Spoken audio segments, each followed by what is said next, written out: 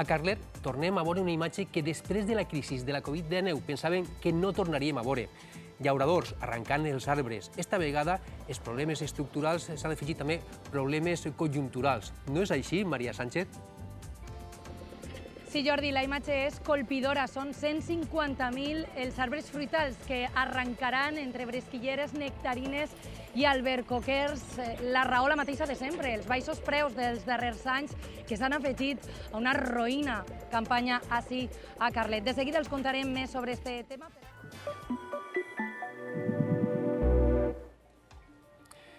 La gent que no coneix pot pensar que la imatge més desoladora del camp és la que queda després d'una pedregada o qualsevol inclemència meteorològica, però no és així.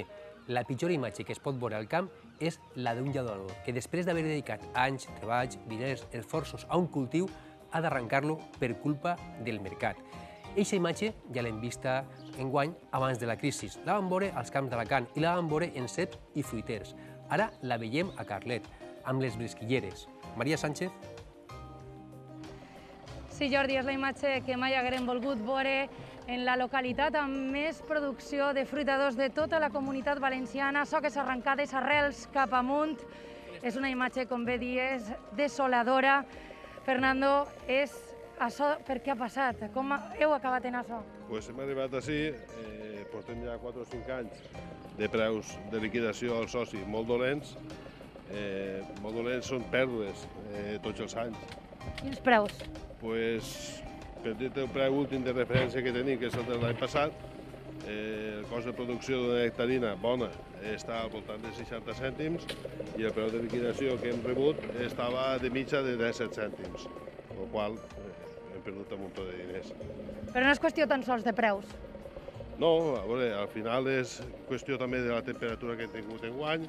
Hem tingut una primavera de molta pluja, de molt poquetes hores de sol, això ha afectat les varietats extratempranes i ha provocat que molta fruita no fora comercial, se deixara perdre en el camp perquè no donava els paràmetres de qualitat i el rendiment per fanecar ha sigut molt baixet en quant a quilos. El preu és un poc millor, però no va compensar en res la rentabilitat que hauríem de tindre. Aleshores, quantes fanecades se van arrencar?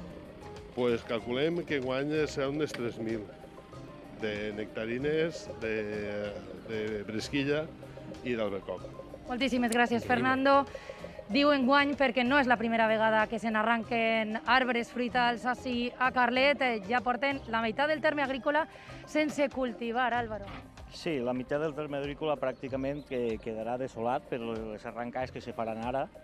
I això no només a sols va perjudicar al llaurador, sinó se va perdre pràcticament una gran part dels jornals que dona la cooperativa, el camp. Este camp, per exemple, va tindre uns jornals que l'any que ve no estaran. I quin és el futur de l'agricultura així? És incert, perquè molts llauradors no replantaran aquestes parcel·les, els fills estan pegant a fugir a l'altre sector i això vol dir que és molt incert, que no sabem per què farem. Moltíssimes gràcies, Álvaro. La meitat dels camps que s'arranquen enguany els arbres quedaran sense treballar i l'altra meitat es replantaran cítrics. Este matí hem estat en Eduardo, el llaurador que està arrencant ara mateix els seus bresquillers, i això és el que ens ha contat.